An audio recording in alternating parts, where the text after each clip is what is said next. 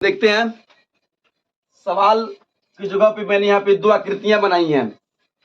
अब जो है हम आपसे सबसे पहले यह पूछना चाहेंगे कि दोनों आकृति क्या है, पहचान कीजिए। पहले यह आकृति किसे का क्या नाम दिया जाए और इस आकृति का क्या नाम दिया जाए। जो लोग पहचान सकता है हाथ उठाइए। जो लोग पहचान सकता है हाथ उठाइए। गुड। बताइए आलोक आप। ऊपर वाले का आयन और नीचे वाले का वॉल। ऊपर वाले और नीचे वाले जो आप बोल रहे हैं ना, ऐसे मत बोलिए। यहाँ पे इसका नाम लिखा गया है आकृति फर्स्ट। आकृति फर्स्ट क्या है? आयत है। गुड। आकृति फर्स्ट क्या हो गया? आयत। कौन कौन लोग इनके पास सहमत है? हाथ उठाइए। गुड। आपने कैसे पहचाना कि यह आयत है? गुड। सिंबल से, यहाँ सिंबल दिया गया है, यह भुजा इस भुजा के बराबर है। अब जिन लोगों को आयत वाले क्वेश्चन में दिक्कत हो रहा है वे कैसे 9th और 10th का बेलन शंकु और गोला गोला बना सकते हैं बताइए। इसलिए क्लास को अच्छे से देखिए, समझिए, बुझिए, जानिए, सीखिए। एक्स्ट्रा में आपको बहुत कम ही लोग पढ़ाएंगे। हम पढ़ाते हैं एक्स्ट्रा, सिलेबस से अलग हट करके भी। किताब जो आपका है, किताब में जो सवाल है उससे अलग भी पढ़ाते हैं हम लोग। इसलिए ध्यान दीजिए, बातों को समझिए। यह दिया गया आकृति नंबर 1 क्या है? आयत है। और यह आकृति नंबर 2 क्या है? गुड। पहचान ले रहे हैं आप लोग? कैसे पहचाने? चारों भुजाएं बराबर है। गुड, ठीक है। तो अब हम अगर आपसे पूछे, अब हम सवाल देते हैं। सवाल ई अगर होगा, क्वेश्चन तो मान लीजिए यह हो गया, क्वेश्चन का ई हो गया कि इन दोनों आकृतियों में किसका क्षेत्रफल अधिक होगा। ठीक है। सवाल बी होगा, इन दोनों आकृतियों में किसका परिमाप अधिक है। सवाल सी होगा, इन दोनों आकृतियों में किसका विकर्ण अधिक होगा। ठीक है। और अगर मैं पूछूं कि इन दोनों आकृतियों में किसका क्षेत्रफल कितना प्रतिशत अधिक है, अधिक या कम है। ध्यान दीजिएगा, पूरी क्षेत्रमिति आयत और वर्ग की सारी चीजें इसमें दिखा दी जाएंगी एक ही क्वेश्चन पे, क्योंकि ज्यादा लेने का टाइम मेरे पास नहीं है। एग्जाम्पल आप जो है कहां से, आप अपने पाठ्य पुस्तक से भी कर सकते हैं। क्वेश्चन का पैटर्न समझते रहिए।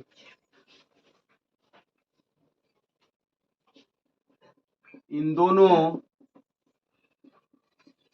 आकृतियों के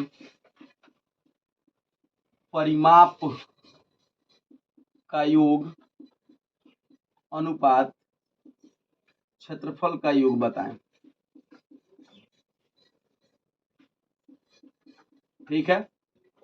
पहले 5 ही क्वेश्चन बनाते हैं, फिर इसके ऊपर और भी क्वेश्चन बनाए जाएंगे। चलिए, मैं आपको 5 मिनट का वक्त देता हूं 5 क्वेश्चन के लिए, आप बना लीजिए। उसके बाद मैं फिर इसको चेक करूंगा। ठीक है। चलिए जल्दी कीजिए। चलिए, तो हम लोग देखते हैं। यदि आप लोग वीडियो को देख रहे हो तो वीडियो रोक लीजिए और पहले बना लीजिए इन 5 क्वेश्चन को, उसके बाद मिलाइए। ठीक है। और क्लास में जो लोग हैं वो लोग तो बनाया है, अभी चेक किया जाए। तो इन दोनों आकृतियों में किसका क्षेत्रफल अधिक होगा। ठीक है। तो ये जो क्वेश्चन है यह ऑब्जेक्टिव टाइप में भी पूछे जा सकते हैं और सब्जेक्टिव टाइप में भी पूछे जा सकते हैं। जब सब्जेक्टिव टाइप में पूछेगा तो आपको क्या करना होगा वह समझ लीजिए, और जब ऑब्जेक्टिव टाइप में पूछेगा तो आपको क्या करना होगा ये हम आपको बाद में बताएंगे। पहले लिखेंगे ए, उत्तर लिख करके। तो सबसे पहले आयत की लंबाई चौड़ाई को इंडिकेट कर लेंगे। दिया है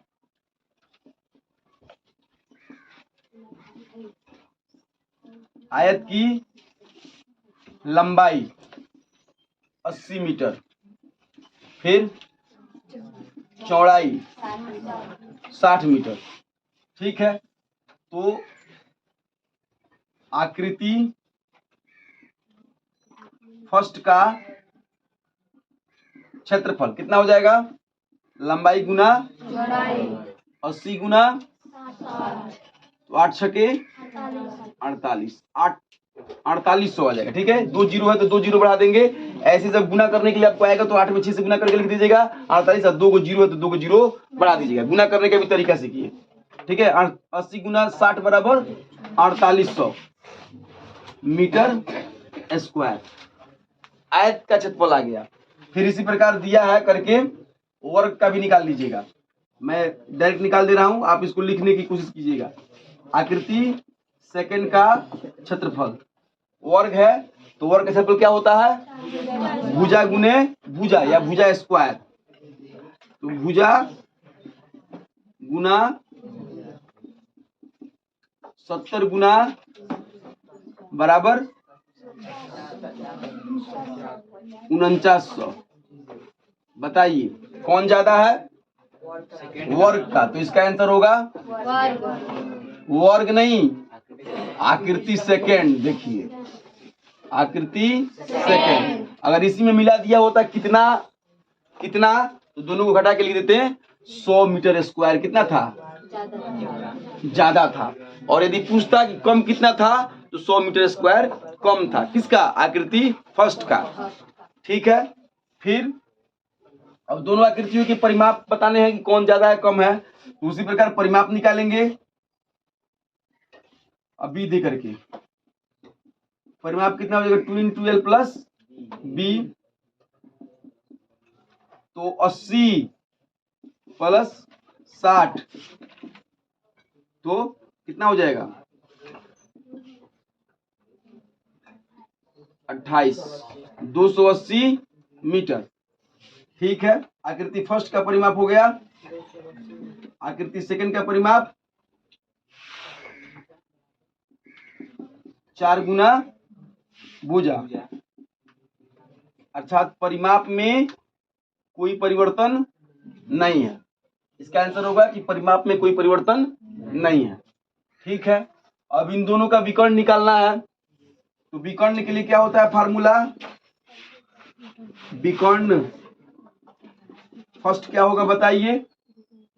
√L² प्लस V²। ठीक है, तो L का मान कितना है?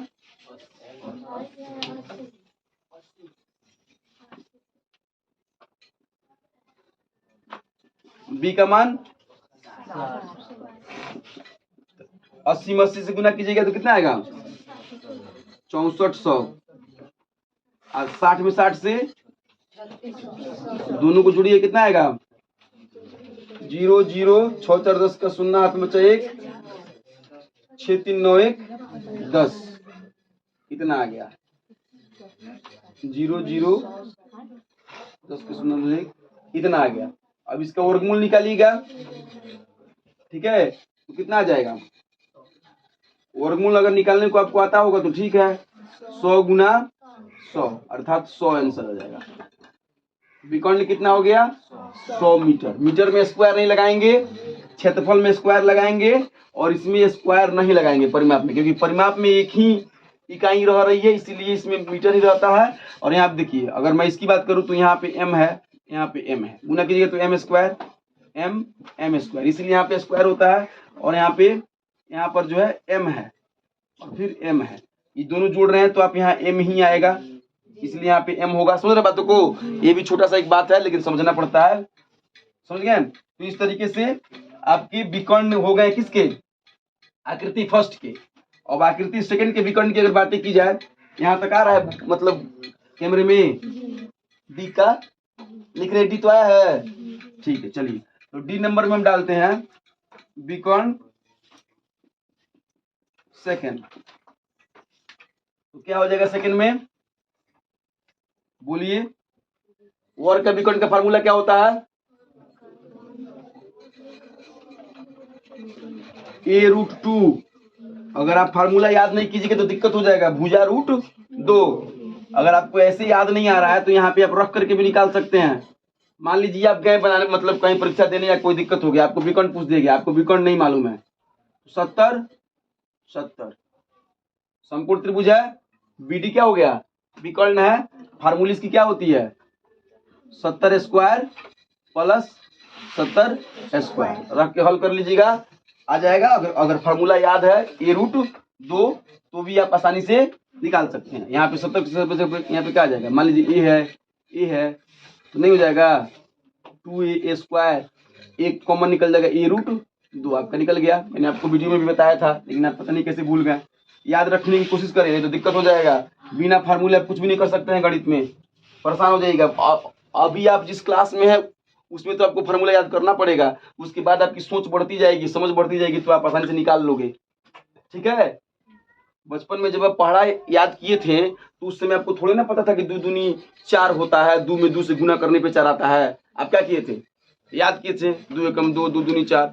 या जो इंग्लिश मीडियम से पढ़ रहे हो 2 1 2 2 2 4 ऐसे याद करता है। बाद में पता चलता है कि 2 में 2 से गुना करते हैं तब 4 आता है, पहले तो याद ही करना पड़ता है। ठीक है, तो ये का मान आपका कितना था, 70 रूट 2। ठीक है, कितना हो गया, 70 रूट 2 आ गया। विकर्ण किसका, हाँ आकृति सेकंड का, वर्ग का। अब आपसे इसमें यह थोड़े पूछ रहा है कि विकर्ण क्या है, कितना अधिक है। अब कौन अधिक है, अब आपको ये बताना है, मामला फंस रहा है। ठीक है ना, 70 रूट 2 अधिक है कि 100 अधिक है, बताइए तो, बोलिए। 100 अधिक है। आपको 100 अधिक लग रहा है, किनको 100 अधिक लग रहा है, हाथ उठाइए। जिन जिन लोगों को 100 अधिक लग रहा है हाथ उठाइए। देखिए, अब इसको क्लियर करना पड़ेगा ना कि रूट 2 का मान कितना होता है। तो रूट 2 का वर्गमूल आपको निकालना पड़ेगा। यहाँ वर्गमूल निकालने के लिए हमने आपको अलग से सिखाया होगा, और आपको अगर नहीं आता है निकालने तो मेरा वीडियो है वर्गमूल करके, 2 गो भाग है वर्गमूल का, आप देख लीजिएगा, पूरा टोटल वर्गमूल कंप्लीट हो जाएगा। ठीक है, क्षेत्रमिति में ही उसको मतलब क्या है कि वर्गमूल को रखा गया 8वीं क्लास में। अगर आप नहीं निकालना सीखे होंगे तो सीखने की कोशिश कीजिए, नहीं तो दिक्कत हो जाएगा। वैसे 70 रूट 2 का मान जानते हैं कितना होता है, 2 को वर्गमूल निकालेंगे अगर यहाँ पे तो कितना होगा, 1 एकम 1, दशमलव बैठा के 2 को 0 बढ़ा दीजिए तो 1 आ जाएगा। ठीक है, 2 0 यहाँ बढ़ जाएगा, 2 हो गया। फिर इधर अब यहाँ पे क्या रखा जाए, 4 रखा जाए, तो 1.414 होता है वर्गमूल 2 का। अब निकालने का आपको सीखना पड़ेगा इसको, अगर नहीं सीखे होंगे तो। अब जो लोग सीखे होंगे उसको तो समझ में आ गया होगा। तो 70 इसका 1.414 में आप गुना कीजिए, तब ना पता लगेगा कि क्या कम है कि ज्यादा है। तो 7 से 4 में गुना कीजिए, 7 चौके 7 में 1 से गुना कीजिएगा 7, 7 2 9, फिर 7 में 4 से गुना कीजिएगा 7 चौके 28 का 8 हाथ में बचा 2, और 7 एकम 7 और 2 9। ठीक है, एक 0 है यहाँ पर, है ना। तो जब एक 0 है तो यह क्या हो जाएगा कि दशमलव इधर चला जाएगा, अगर यहाँ पे मैं 0 डाल दूं। ठीक है, अब दशमलव के बाद 3 अंक है तो इधर से 3 अंक गिन करके क्या किया जाएगा, 1 2 3, अर्थात ये आ गया 98.980 मीटर। कौन ज्यादा है, 100 मीटर। आयत की विकर्ण क्या है, बड़ा है, मतलब आकृति फर्स्ट का विकर्ण आकृति सेकंड के विकर्ण से बड़ा है। ठीक है, अब हम लोग क्या कि डी और सी तक बना लिए। अब हम लोग डी और ई की बात करेंगे, तो इसको मतलब मिटा लिया जाए पहले। हाँ, तो हम लोग डी नंबर की बात करेंगे तो पहले सवाल को पढ़ेंगे। इन दोनों आकृतियों में क्षेत्रफल कितना प्रतिशत अधिक या कम है, क्षेत्रफल कितना प्रतिशत अधिक या कम है। तो जो क्षेत्रफल फर्स्ट निकला था, ठीक है, वह कितना था, 4800 था, मीटर स्क्वायर था। जब इसको प्रतिशत में बदलोगे तो क्या करना पड़ेगा मालूम है, 100 से भाग करना पड़ेगा, तो 48% आपका आ गया। ठीक है, और आकृति सेकंड का प्रतिशत कितना आ जाएगा, 49%। कितना प्रतिशत कम है? 1% कम है या 1% ज्यादा है? अगर इस डी नंबर सवाल में अगर सवाल इस तरीके से होता, ठीक है, कि आकृति फर्स्ट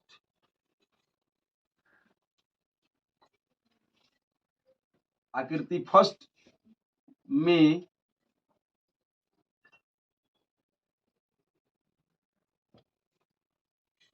आकृति फर्स्ट और सेकंड में कमी प्रतिशत या वृद्धि प्रतिशत ज्ञात करें। तो क्या करना पड़ता? आकृति फर्स्ट में कमी प्रतिशत और वृद्धि प्रतिशत ज्ञात करें तो क्या करना पड़ता? सेम वही काम नहीं होगा।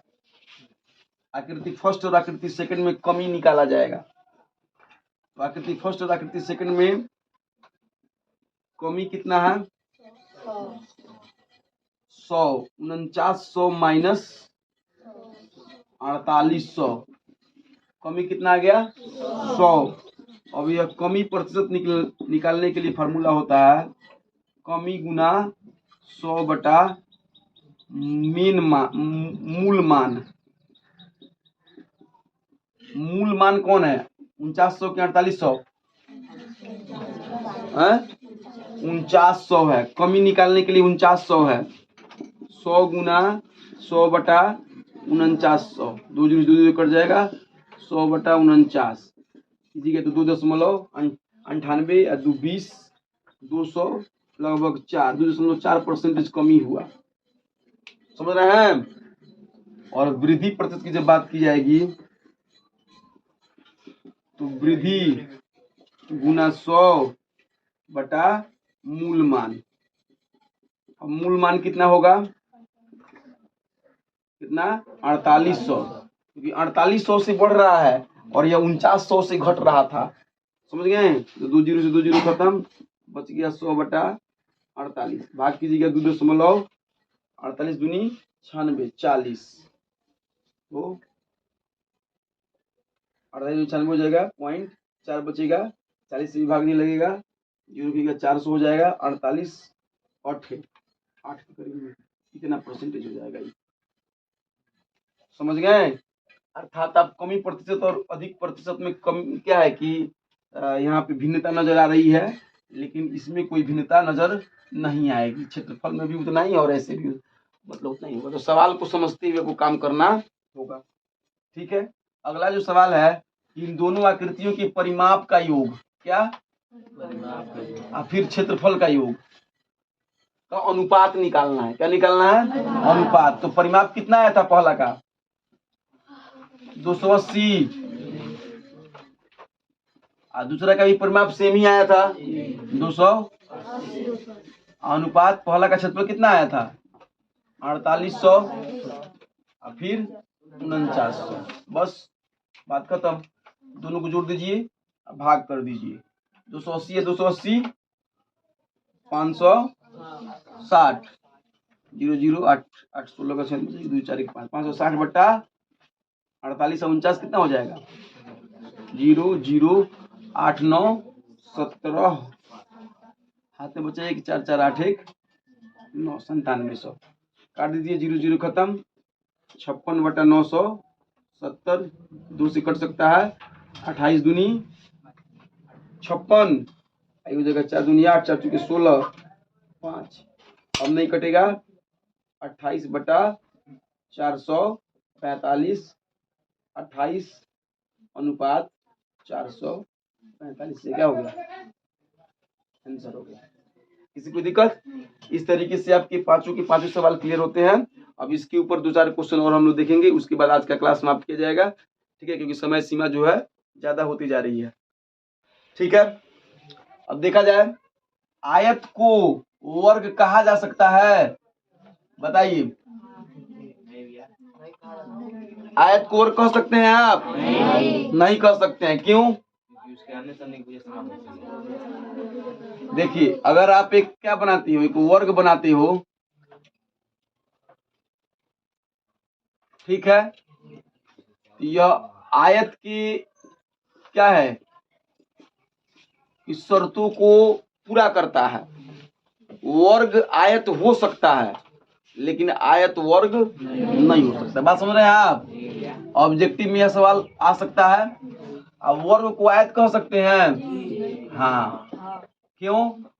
क्योंकि वर्ग जो है आयत के सभी शर्तों को पूरा करता है और आयत जो है वर्ग के सभी शर्तों को पूरा नहीं करता है। वर्ग का शर्त होता है कि चारों भुजाएं बराबर होती हैं, जबकि आयत इसको फॉलो नहीं करता है। ठीक है, समझ रहे बातों को? अब बात को समझते होंगे तो आपको बात समझ में आ जाएगी। अब तीसरा क्वेश्चन है कि आयत की लंबाई को 5% बढ़ाने पर उसके क्षेत्रफल में कितने % की वृद्धि हो जाती है।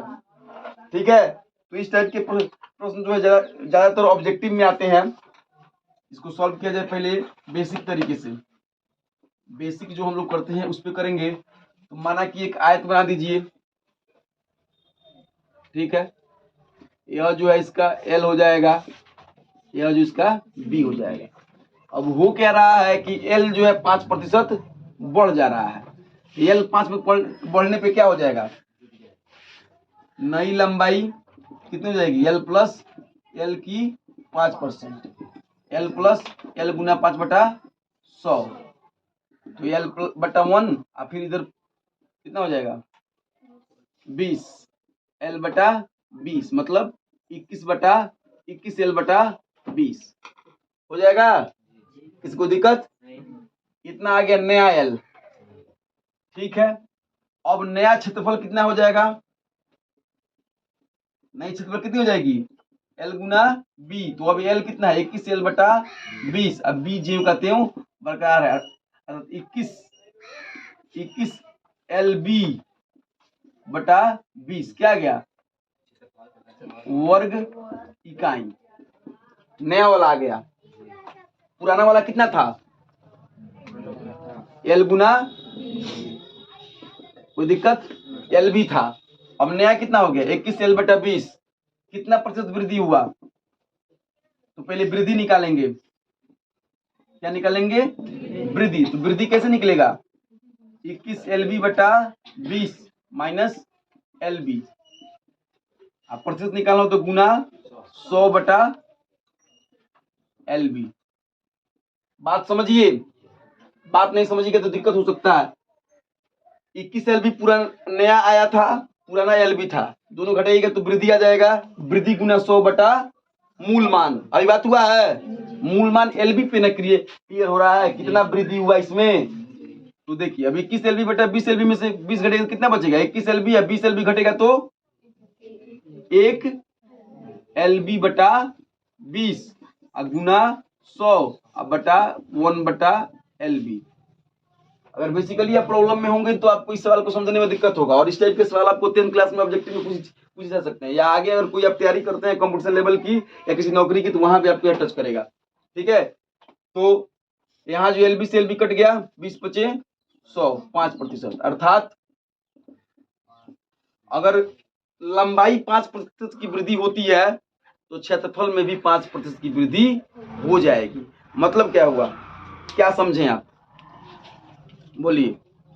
यहाँ पे आपका कॉन्सेप्ट क्या निकल के आया, ये तो बेसिक बना लिए हैं आप, लेकिन आपको जब ऑब्जेक्टिव में सवाल मिलेगा तो आपको सेकंडों में आंसर सॉल्व करने पड़ेंगे। तो आपने क्या समझा, यदि लंबाई बढ़े, क्या बढ़े, लंबाई यदि 5% बढ़ जाए तो क्षेत्रफल जो है हमेशा उतना ही % बढ़ता है। किसी को दिक्कत नहीं। अगर लंबाई और चौड़ाई दोनों बढ़ा दिया जाए, लंबाई और चौड़ाई दोनों 5% बढ़ा दिया जाए तो निश्चित रूप से आंसर जो होगी, जो क्षेत्रफल जो होगी वो 5 गुना 5 अर्थात 25% बढ़ जाएगी। तो यह शॉर्ट ट्रिक हो गया। शॉर्ट ट्रिक के माध्यम से आप इसे पहचान सकते हो या बेसिकली आप उसे बना के देख सकते हो। देखिए जो उदाहरण जो है इसकी कमी नहीं है, मैं कितना उदाहरण देकर के आपको समझाऊंगा। मेरा कार्य जो है ज्यादा लंबा चौड़ा है, ज्यादा आपको चीजें सिखानी है। आप इसकी प्रैक्टिस अपने आप से करते रहिए, मैं सिर्फ आपको रास्ते पे ले चलूंगा, रास्ता खुद पकड़ करके आपको चलना होगा। ठीक है, इस शॉर्ट ट्रिक के माध्यम से मैं कोशिश करूंगा कि शॉर्ट ट्रिक के माध्यम से आपको प्रैक्टिस कराता रहूं और आपको सहूलियत हो कार्य करने में। अब देखिए इसकी बात करते हैं, अब इसके बाद वाले सवाल को देखा जाए। आयत का क्षेत्रफल वर्ग के क्षेत्रफल का 1/3 भाग। देखिए बहुत ही सुंदर क्वेश्चन एकदम। आयत का क्षेत्रफल वर्ग के क्षेत्रफल का 1/3 भाग है और वर्ग का क्षेत्रफल 576 सेमी है। पहले यहाँ पे जो पॉइंट दे रहा है इसको हम लिख सकते हैं। देखिए हर सवाल जो होते हैं गणित की वो दो तरीके से सॉल्व की जाती है, एक शॉर्ट तरीके से, एक लॉन्ग मेथड से। लॉन्ग मेथड से आपको उस समय सॉल्व करने पड़ते हैं जब वो परीक्षा में सवाल लघुतरीय दीर्घोत्तरीय में आता है, और शॉर्ट मेथड से आपको उस समय सॉल्व करने पड़ते हैं जब सवाल ऑब्जेक्टिव में आता है। तो अब बिहार बोर्ड भी आपको 50% ऑब्जेक्टिव कर चुका है, मालूम है आपको। तो बिहार बोर्ड जब 50% ऑब्जेक्टिव कर चुका है तो आप आज से ही अगर ऑब्जेक्टिव की मतलब तैयारी नहीं करते हो, 8-7 मतलब क्लास से ही नहीं करते हो, तो आपको बाद में जाकर के मतलब परेशान होना पड़ेगा। समझ रहे हैं? जब आपको आयत नहीं आ रहा है तो आयत को मिला करके बेलन भी आपसे क्या होगा, नहीं हो पाएगा, क्योंकि आयत से ही क्या बनता है, बेलन बनता है। समझ रहे बात को? आयत को ही अगर गोल कर दिया जाए तो बेलन हो जाएगा, और बेलन आपको 10th में पढ़ना है, और आपको आयत जो है 6, 7, 8 में पढ़ना है। अगर 6, 7, 8 में आप नहीं कमांड कर पाते हो तो कैसे करोगे? बात को समझो, मैं एक ही बात को बार बार दोहरा नहीं पाऊंगा। तो आयत का क्षेत्रफल वर्ग के क्षेत्रफल का 1/3 भाग है। आयत का जो क्षेत्रफल है, आयत का क्षेत्रफल बराबर है 1/3 भाग किसके, वर्ग के क्षेत्रफल के। ठीक है, तो वर्ग का क्षेत्रफल कितना दिया है आपका 576। तो आप निकाल सकते हो 1/3 गुना 576, काट लोगे क्या आ जाएगा, 3 दूनी 3 एकम 3, 17, 5 तिहाई 15, 2 26, 3 से नहीं कटेगा, 7 6 13, 13 या 5 18, तो कटना चाहिए 2, 27 हराना यहाँ पर, तो 8 त्रिके 9 त्रिके 27, 3 दूनी 6, 192 क्या आ गया, ये cm²। आयत का क्षेत्रफल आ गया। अब आयत की चौड़ाई आपके पास मौजूद है 12, तो लंबाई निकाल सकते हो आप कैसे, लंबाई गुना चौड़ाई बराबर 192, फिर लंबाई बराबर हो जाएगा आपका 192/12, काट दीजिए। ठीक है, जितना आ जाएगा उतना को चौड़ाई में जोड़ करके आप परिमाप निकाल सकते हैं। ठीक है, देखिए अब जो है हम इस नतीजे पे पहुंच रहे हैं कि हमने आपको जो आज 2-4 एग्जाम्पल देकर के बताने का प्रयास किया, और आज वर्ग और आयत के विषय में बात हुआ। इसमें क्वेश्चनों की कोई कमी नहीं है, क्वेश्चनों का धारमार लगा हुआ है, हमेशा क्वेश्चन मतलब बढ़ती घटती रहती हैं। ई वाली क्वेश्चन जो आप देख रहे हैं बहुत ही जबरदस्त टाइप की क्वेश्चन है, इसमें भी एकदम ऑब्जेक्टिव टच करता है, ई भी टच करता है, सब क्वेश्चन महत्वपूर्ण है, इंपोर्टेंट है।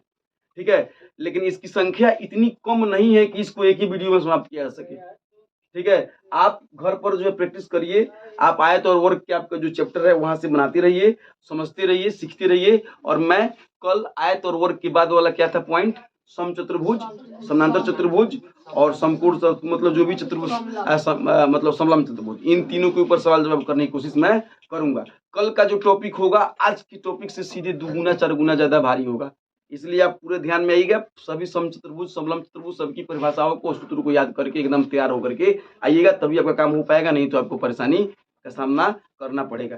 ठीक है, इसी के साथ आज का मेरा यह क्लास समाप्त होता है। मैं कल फिर मतलब मिलूंगा अपने इसी टाइम पे इसी तरीके से।